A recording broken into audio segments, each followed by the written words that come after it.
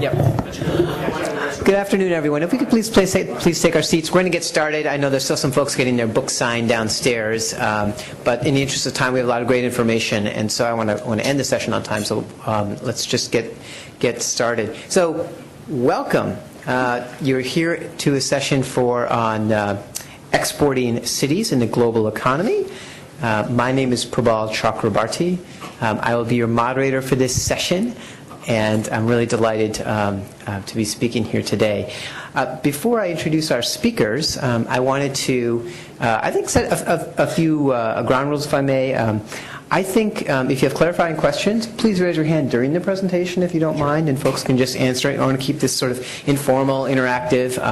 You've heard a lot of speeches and talks today. I'm really excited about our panelists. We had a panel call beforehand, and I really learned a lot. I can't say that I'm an expert in exports and in exporting cities. I will say, though, I had a chance to be an intern in Washington, D.C. when I was in college in the Office of the International Trade Administration, working in environmental technologies exports. And so this topic takes me back a bit to some of those sort of trade debates that were going on in the 1990s at that time around NAFTA, but also, you know, the fall of communism and the kind of the idea that there was markets being opened up around the world. New sort of open countries, the move toward democratization at that time. And the Clinton administration had actually named some countries as so-called BEMs, Big Emerging Markets was the acronym, and there was a lot of talk about this. And there were places like Mexico and Poland and Turkey. And I remember at the same time, there was a lot of sort of controversy and talk about, well, what about our own cities and our inner cities, and isn't there a great big domestic emerging market, and what about serving that market? And you know, obviously the stories about job loss, you know, due to this sort of new trade regimes, and I think it's worth remarking on now, kind of in some ways maybe the transition to the service economy, or just having been further along. There's not as much attention being paid to this issue of imports and exports as there was. There's still topics, but I think people have largely accepted the fact that we live in a global economy and are looking for ways to participate in that global economy in greater ways. And so we can have a better, I think, conversation about how to do that. I commend you all for being here, because I suspect that some of you also may not know a lot about exports and exporting cities. I don't want to make that assumption. Some of you may know a great deal. But that's really the point of having these conferences, to expose yourself to new ideas, and that's sort of where innovation comes from, in a way, to hear things from another place that you can take on and to hear those new perspectives. So that's my sort of context for this effort. I'm going to, we have with us Pennie Bingham, Executive Director of the Charleston Metro Chamber of Commerce, part of the World Trade Center Charleston, and then Robert Simpson, who's with the CenterState Corporation for Economic Opportunity. Their biographies are in your packet, so I don't want to actually read through that. I'd rather have you hear directly from them. In terms of format, Robert's actually going to be very kind to present some data first to get you a look at the opportunity. This is data that's been collected by Brookings, and he's going to be presenting some of that. We'll then switch over to Pennie, who's going to talk about some of the efforts that Charleston has taken on, and then go back to Robert. And again, raise your hand during their presentations if you have a question or a clarifying question, and then we'll save some time at the close. So with that, let me pass it on to Robert. Good afternoon. Thank you all very much. I assume you just hit the we just got to click forward button here. Your name here, and I think you should. Political science graduate, 919 major. There we go. Does this look good? This is, let's see, this is my piece, not the Brookings piece. Okay, so a sec. How do we end the show?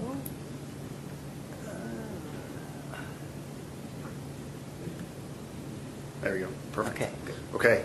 So I warn you in advance, this is the first time I've given this portion of the presentation. Brad McDearman, who's done a tremendous job at the Brookings Institute and a close friend, couldn't be here with us today. But we wanted to try to give you an opportunity to sort of set the framework for why we're talking about international trade, global economies, and the role of metropolitan areas in those global economies in the context of the conversation around the link between opportunity and growth. So I did go through this slide deck a couple of times. I can tell you there's all sorts of crazy animations, so just bear with me a little bit. Here, the bottom line is this is why this is an important issue. One of the things that is startling as we look at the performance of the U.S. economy over the course of the last 7 to 10 years in particular is how much growth how much growth in the global marketplace is actually coming from overseas, right? There was a time, really probably a period of about 100 to 125 years, where U.S. domestic growth and U.S. domestic consumption was sufficient not only to grow our economy here at home, but also to grow economies of developing countries all over the world. That has begun to change pretty significantly, and we'll show some more data. The most important statistic on this slide, however, is that over the course of the next 5 years, 83% of projected global growth, 83% of all the growth in economies happening all over in the entire world is happening outside of the United States. And that growth is an opportunity for American business. It equates to something on the order of $17 trillion in total middle class spending. I'll share with you the reason and the moment as a regional economic development professional I first got involved in paying attention more closely to international was when I saw a statistic that really just blew my mind. Today, the U.S. represents 21% of the global middle class. Right? By 2030, we're talking just 14 short years from now, the United States is going to represent just 7% of that global middle class. Brazil is going to be 18%. China is going to be 21%. India will be 23%. So to give you a sense for what that means in terms of additional spending, you can see $35 trillion by the year 2020 in additional middle class consumption. That means that the middle class around the world is rising, even while we're struggling to continue to build it here at home. Some people look at that statistic and they see a terrible tragedy for the American economy. I actually see something different. Because we talked a second ago about the fact that over a 125-year period of time, businesses, countries, developing countries around the world have been building their economies on the backs of the U.S. middle class. It's been our consumers that have been spending, buying products from China, from Vietnam, from other parts of the developing world. However, we have, for the first time in our modern economic history, an opportunity to build our middle class on the backs of someone else's consumer. And that represents, for me, in the world of economic development, I think for all of you in the work of growth and opportunity, a significant thing to pay attention to. This just gives you some additional sense for the growth in that middle class consumption, how that is going to trend over the course of the next 30 or so years. And what you can see here most importantly is that today, 75% of that global middle class consumption is coming from the US, Mexico, Canada, EU, and Japan. And by the year 2050, we will represent not 75%, but 15% of that global middle class consumption. All the rest of that is coming from other economies around the world. So why is this important? As we think about exports and what they mean to the U.S. economy, 37% of our GDP growth over the course of the last 3 years has come through exports.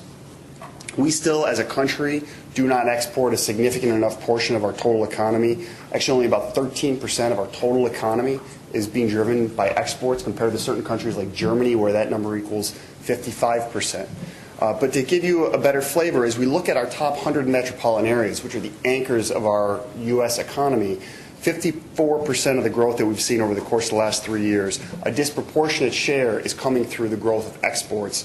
And that points a way towards increased opportunities for business growth, expansion, and new jobs. But here's the startling statistic. Most companies in this country do not export. Right? If you had looked at this data just 5 years ago, that number would have been 2% of U.S. employers that export. But more importantly, even those few companies that are exporting and doing so successfully, many of them, the large majority of them, are only selling to one foreign market. There are, however, a group of communities, so you have two of them who are represented here, who are piloting new initiatives around exporting. And here's why. In my little economy in central New York, we have 342,000 jobs in our metropolitan area. right? In order for us to grow that economy by 1%, we need to create 3,600 net new jobs, right? Every single year, net new, just to grow our economy by 1%, a measure that most people would look at and say is insufficient to fuel sustainability in our regional economy.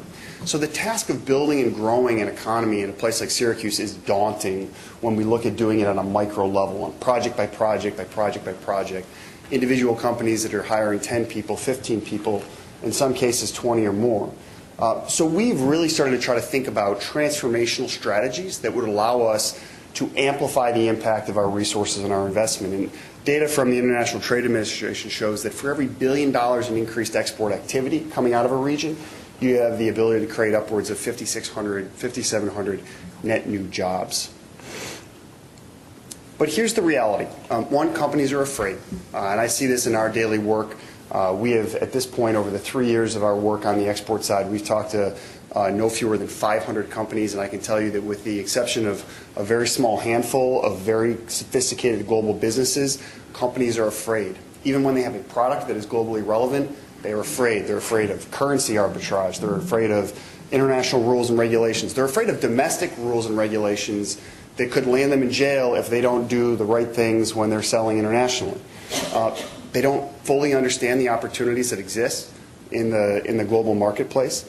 We have a significant challenge in so much as many of the companies that are exporting, you saw only 4% of our companies are actually exporting today. The vast majority of those companies are not intentional about it. They are exporting for one of two reasons. One, they got a call or an email from a customer somewhere in the world who came in via their website or a salesperson and said, I want to buy your product, and they fulfilled that order. The second category are people that are exporting primarily because one of their significant customers, so I'm a small defense contractor, or I'm a supplier to Lockheed Martin. Lockheed Martin has a project in Poland, and suddenly I'm shipping my product to Poland, right? Those are the two primary distribution channels that many folks who are involved in exporting do. Companies are not being strategic. It is not part of their business plan, and that represents a significant missed opportunity for the American economy. So that's the top-level framework. Certainly probably not as robust, as much data as you would have found from our friends at Brookings. But I just want to give you a sense quickly before we hear from Pennie and the Charleston experience why we are talking about this. At the end of the day, there is a massive global economy. That global economy is growing. Our domestic economy is not growing fast enough. That said, our businesses are developing products and services that are relevant to the rest of the world. And our communities are struggling to create jobs in this country today. So the logical extension is to increase a focus on resources, on helping those businesses go international, compete internationally, so that we can bring wealth and jobs back here to the United States. So I'll stop there and turn the program over to Pennie. Great. Thank you, Robert. As Pennie makes her way up there, one, I guess, point or maybe question I want to make, Robert, you focus on the job differences, but probably these jobs also carry higher wages in some respects as well. They do. Is this on? Yes. Okay. They do, actually. Studies show that the jobs that are directly related to export activities typically carry wages that are somewhere between 1% to 2% better than wages that are focused purely on domestic markets. More importantly than that, what we find is that companies that are focused internationally are collectively more stable. They tend to have more diversified revenue and customer bases. They tend to perform better in recessions, and they tend to perform better in periods of growth. And they do two other things that are significant. One, they are more productive, so their workers and their workforce as a whole are more productive. And two, they tend to invest more in research and development. And this is particularly on the product side. They are investing more in innovation and new technology to be competitive and to be relevant and to be cost effective in that global economy. So there's a lot of not just immediate but also downstream impacts that internationally engaged companies bring to a regional economy. That's very well put. Thanks, Robert. That was a great way to introduce you to this topic. Let me just quickly tell you a little bit about Charleston. And I love that the conference title is Reinventing Older Communities, because Charleston is one of the oldest communities in this country. Some say the oldest, but there's debate about that. Our chamber that I operate under is the oldest chamber in the country. Started in 1773, actually before we were a country. So clearly, if we operated now as we did then, we wouldn't be very successful. Charleston is a perfect case of a community that has reinvented itself over and over and over again and continues to evolve. And we're at a point now where so many exciting things are in place that this is just a whole new area that we could leverage. So, you know, we started early on with the Revolutionary War. We've dealt with wars. We've dealt with earthquakes and hurricanes. And you name it, whatever this country has gone through, our city has gone through. And each time we've come out better and we've improved and we've seen what we've done wrong and changed it. So right now, we're at a place that is really pretty lucky. So as I'm learning about some other communities today, I know a lot of you are looking at ways to reinvent yourselves and ways to change older communities and bring new ideas to them that can really change the whole platform that you're on. And this is one avenue that can do it. We're in a really good place in Charleston in that we have a diverse economy. We are growing substantially. We have had all kinds of accolades. When I go to other chamber executive conventions, for example, don't be mad at me about this, but it's just the truth. Other communities are jealous for where we're at because we've had such significant positive things happen. And we are on this economic boom, and we are growing. So we're not dealing with a loss of population, loss of skill set. We're on the upswing. But the key is, how do you leverage that? And how do you use those great things that are happening and take yourself to a whole new place and keep that going? One thing we hear in the economic development world is, okay, so you have this great thing happening, but how are you going to sustain it? This is one great example of how we can sustain it. So, a couple of years ago, we've worked with Brookings many times over the years, and they came to us a couple of years ago and said they are working on this project to help communities focus on exporting. The president had an edict a few years ago that he wanted to double exports by, I don't know, I've heard 2014, 2015. And that wasn't happening. Exports are growing, but it wasn't happening at the rate that he was hoping it would. So they had formed a national committee with CEOs from around the country, and what they determined was you can't do it at the federal level. You can't just make an edict and then have it happen. It really happens locally. It happens in metro areas. It's the metros that are driving this. So they switched gears and said, all right, let's help metros create strategies that can really grow exports. And they did 4 pilot communities, and then they branched out and they said they wanted to invite 8 other communities to participate. They invited us. At that time, we had just reinstated World Trade Center Charleston under the umbrella of our chamber. And we were identifying, what could this World Trade Center be? What could it do that would be impactful? Yes, we'll be on hand to help companies import and export or answer questions about it, but we wanted to be much more targeted in our efforts to really have some accomplishments that came out of creating a World Trade Center. So we were delighted to be invited by Brookings, and that led to a study that we worked on, and we called it the Metro Charleston Export Plan.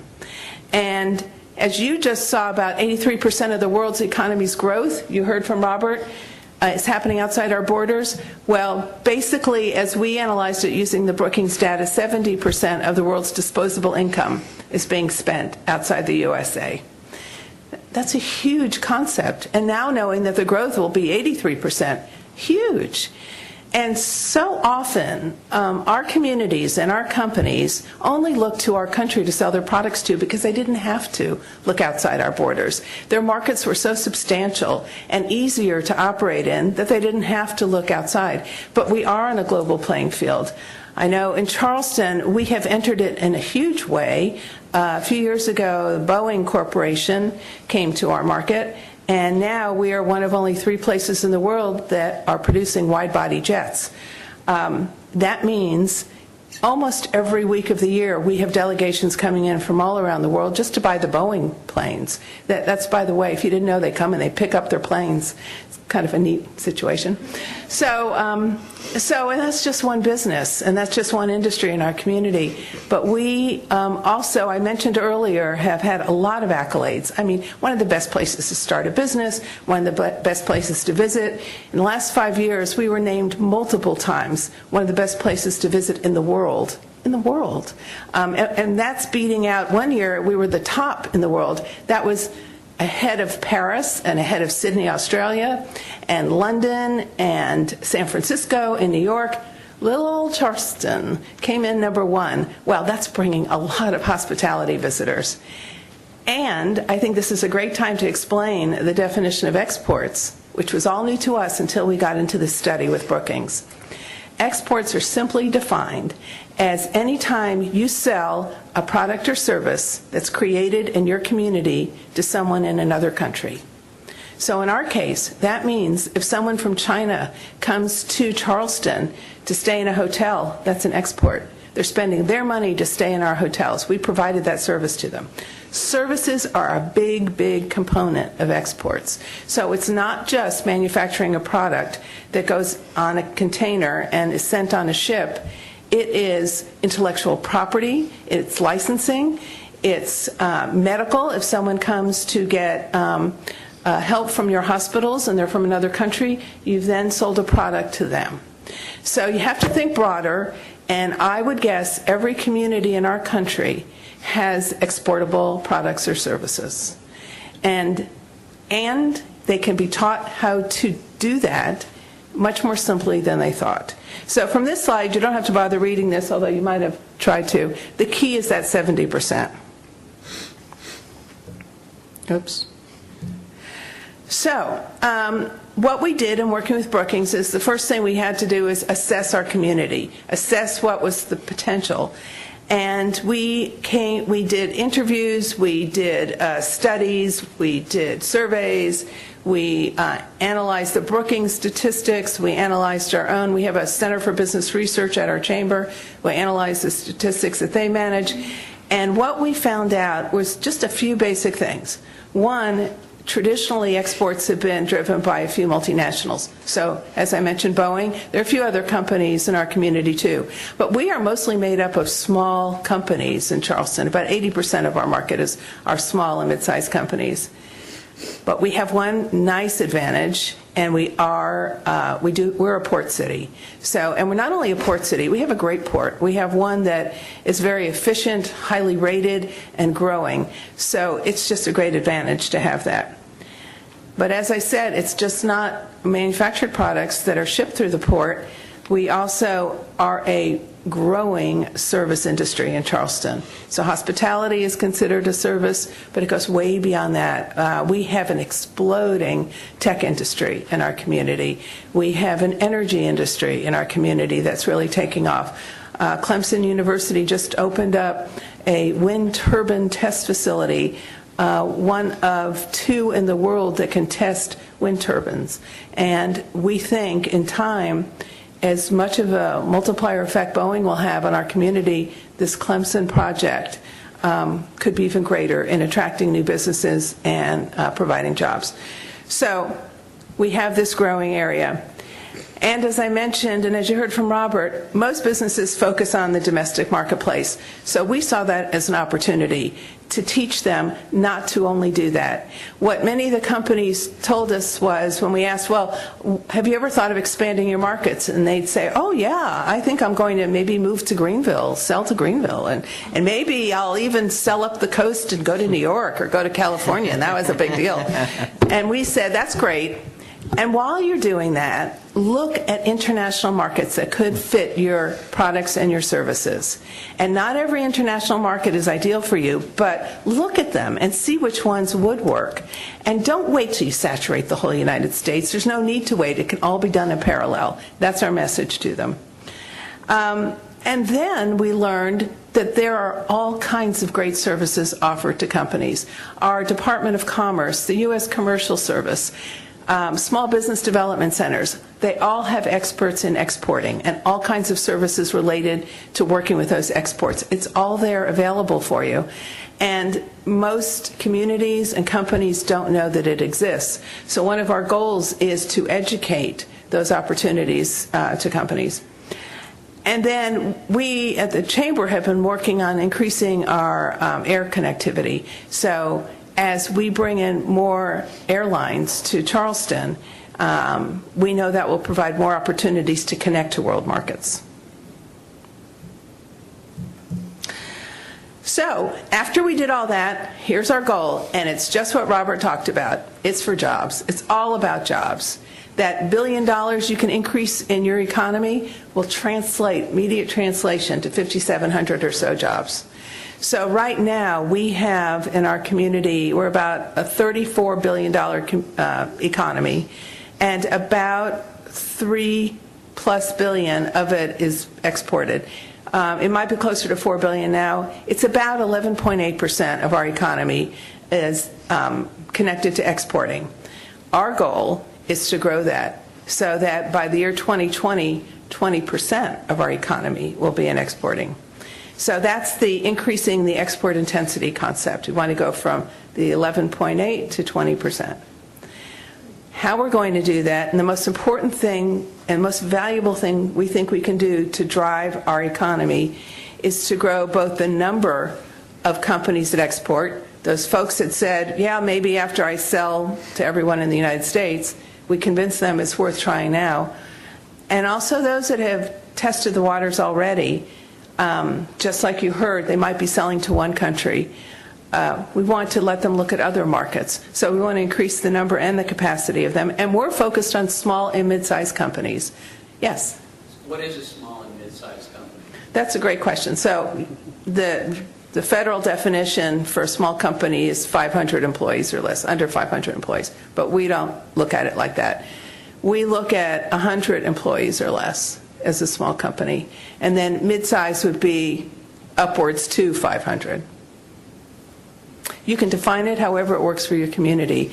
The beauty of this export strategy, and what I would encourage you, if you want to pursue this for your community, is to customize every aspect of it. It's what works for you. The key is take advantage of this opportunity that's out there. And then lastly, we want to create a trade culture. I was talking to a professor from the College of Charleston who said, we have had some students come from other countries to learn at our college, but they don't always stay. They leave after they get their education. So I probed him as to why, and it was mostly because they didn't feel the culture was diverse enough for them. They didn't feel they had a place here. Well, when we first talked to that professor, this was at the beginning stages of our assessment of our community, I absolutely saw what he was talking about. We're a pretty homogeneous culture. Already in the last 2 years, as our economy has grown and embraced so much new business and new people, I've seen it change dramatically just in the last 2 years. But what we want to do is take it much, much further. So international should be on everyone's mind. When you develop your economic development strategies, you should be looking internationally.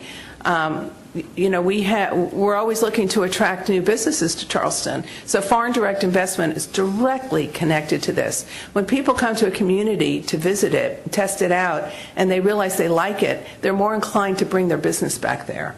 So we want a culture that thinks internationally. We're working with the airport now to change signage to have it in multiple languages. We need to act more international. We need to reflect what's really happening and what we want to be. Yeah. You mentioned the airport twice, and I guess the aircraft, like the actual machines, are a big part of the economy. But you're talking about the airport, and you want more links to international cities, it sounds like, and you want to bring in, so you want to have more connections to go both ways, including to bring tourism in, which is an export. Mm-hmm. But what is the goal of the airport as an economic engine? Do you see this as a gateway to further those goals of exports? by expanding the airport services? We do.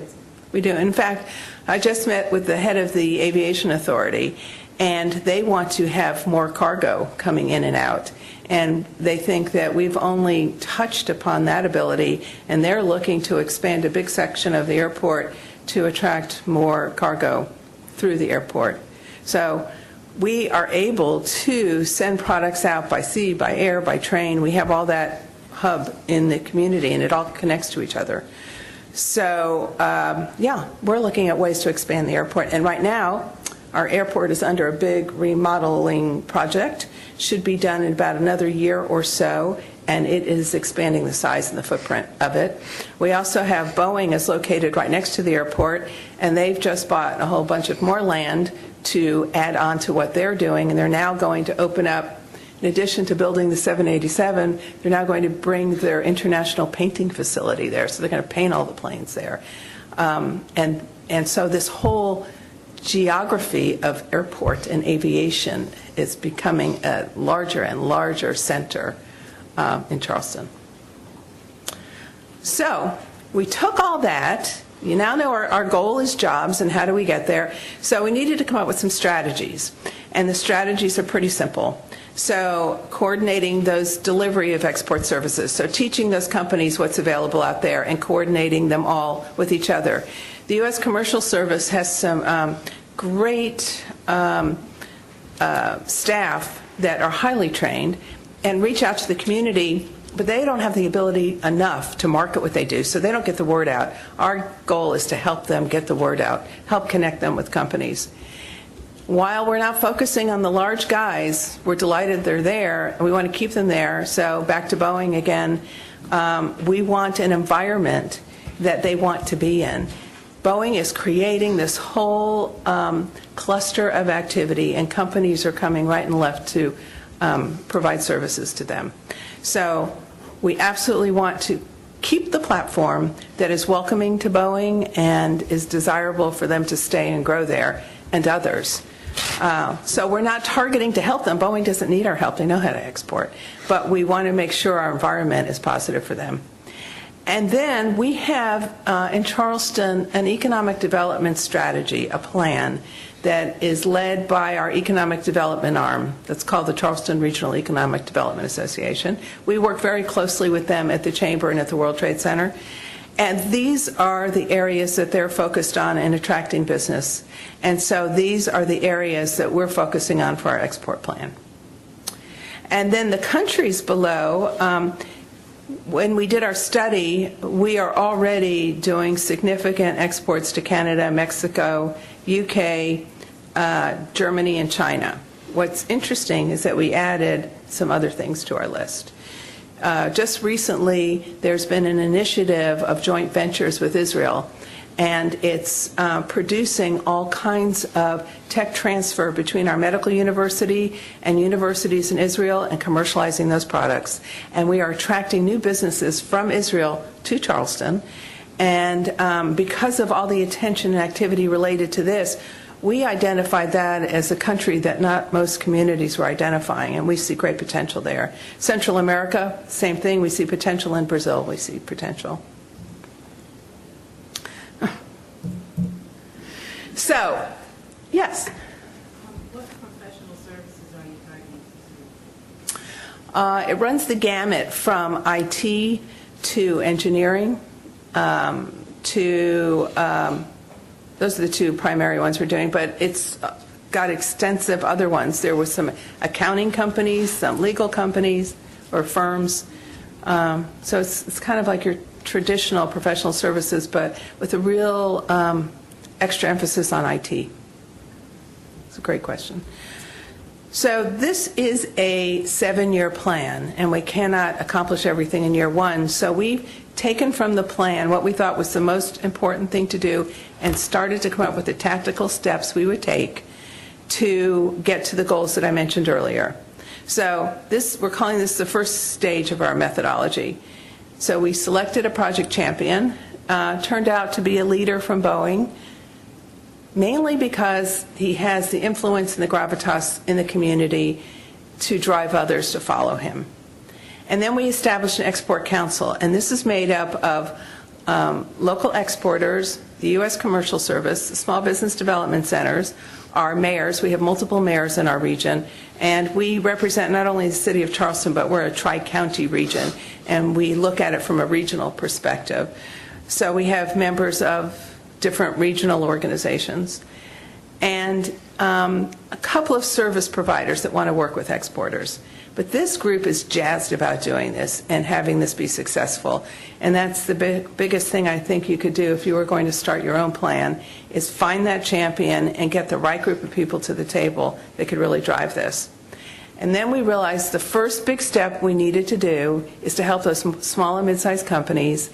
And the way to help them is to teach them how to export.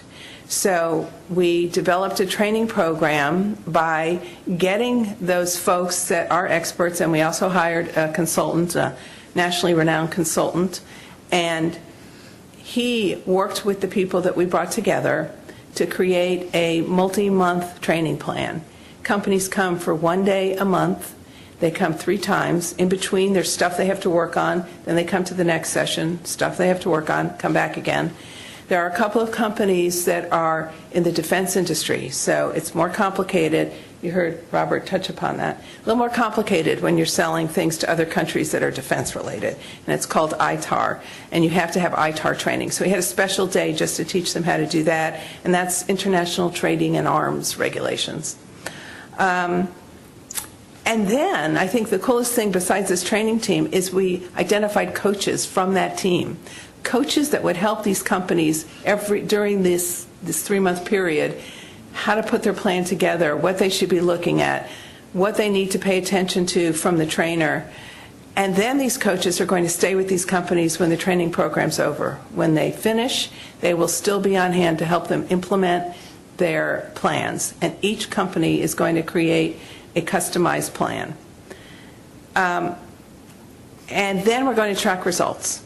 So we want to see if this is working, how it's working, and tweak it as we go to make it better and better. And then the last basic area is in advocacy. As I said earlier, we want to have that platform that is positive for exporters. So we are lucky that we have a strong lobbyist and lobbying group at the Chamber that has taken up international trade on their legislative agenda. So one of the things that they are focused on this moment is the reauthorization of the Export-Import Bank. And that's another thing that we learned is a great resource